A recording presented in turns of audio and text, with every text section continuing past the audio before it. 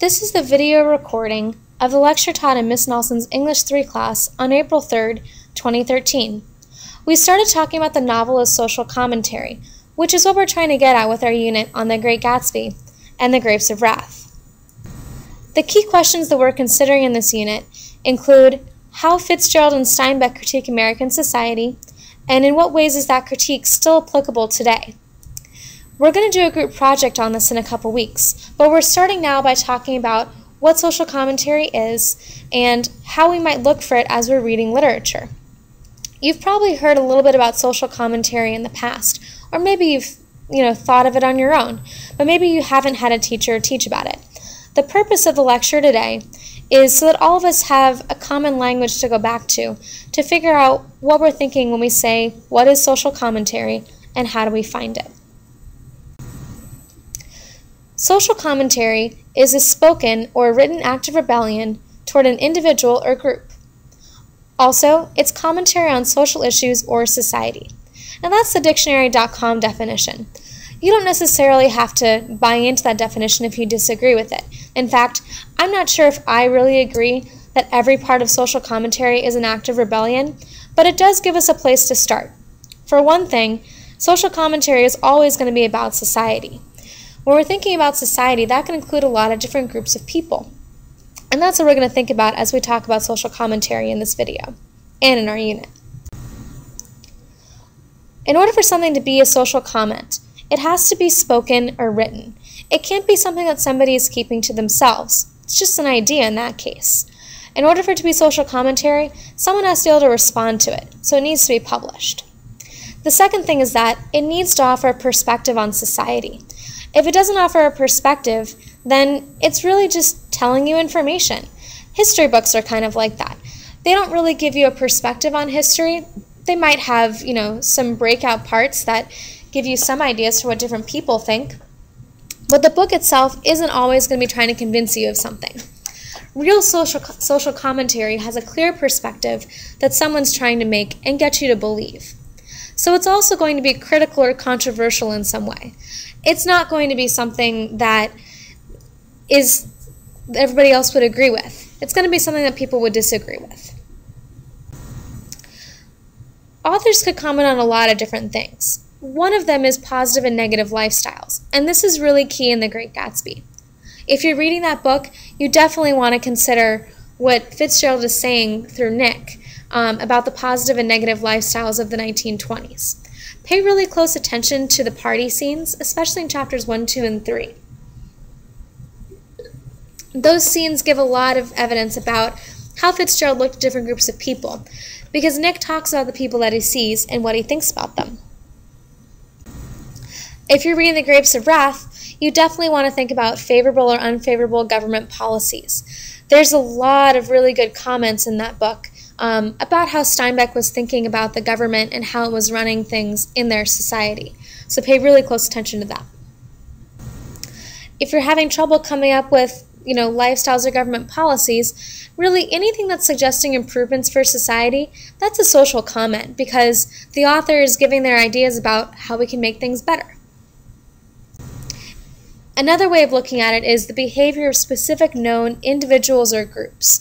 So groups like the rich, landowners, law enforcement, lawbreakers, the religious and adulterers, those are groups of people, that can be lumped together. And a lot of times, writers will say something about an entire group as a way of saying what they think should change. If you're thinking about the Grapes of Wrath, the rich and landowners, law enforcement, those are really strong groups that are commented on a lot. And for The Great Gatsby, lawbreakers are going to be really important too. Because if you remember, it's written during the time of Prohibition, but nearly every character is drinking at some point in the book. So there's going to be something that Fitzgerald is saying about that.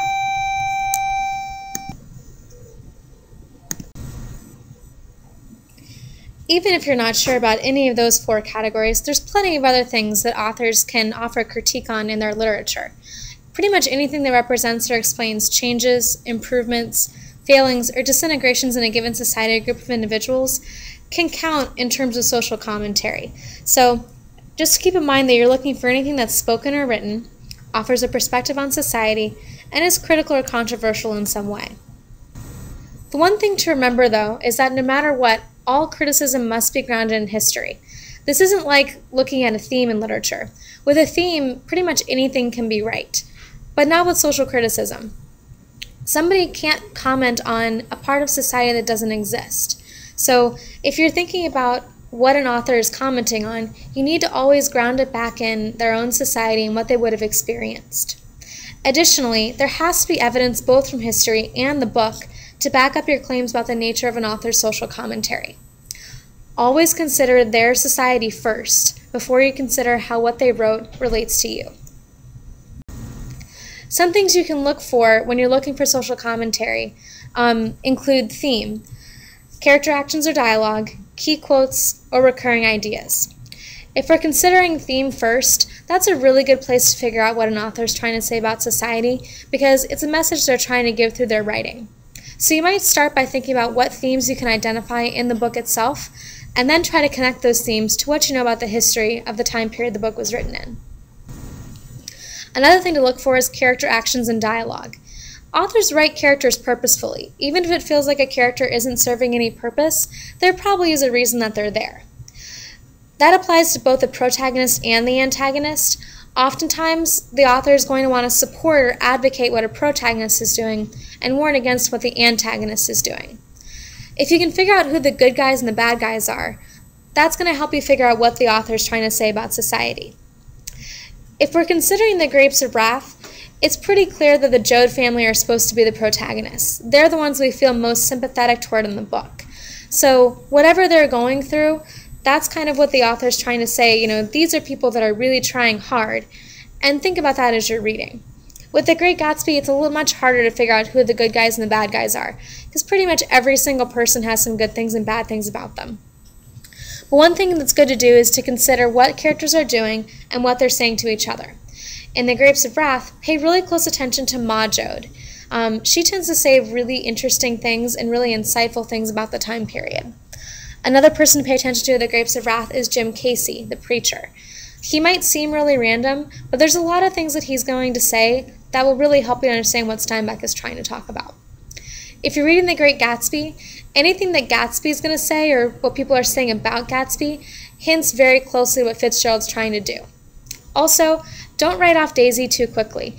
What she's saying may not seem like it makes much sense, but if you look a little bit under the surface, it points to a lot of the issues that Fitzgerald is trying to get at in his book. Another thing to look for are key quotes. Words are really powerful, especially if you're coming across a sentence that makes you stop and think about it for a second. That's probably a quote that links to a bigger perspective that the author is trying to make. So pay really close attention to the parts of the book that stick out to you. You might want to stick a sticky note in that part of the book. If you're reading The Grapes of Wrath, the little chapters, the generals ones, even though they're not part of the plot of the story, that's where Steinbeck is sticking most of his ideas about society in the book. So when you're listening or reading to those parts of the book, pay really close attention to what he's saying. Also think about recurring ideas. Chances are that if an author is coming back to the same idea over and over again, that's a huge part of the message they're trying to convey. For The Great Gatsby, that's going to link especially to what characters are saying about dreams and achieving things that they want in life, and also going back to the past. For The Grapes of Wrath, a lot of the recurring ideas are centered around the distribution of wealth and also just people being able to get what they need to survive.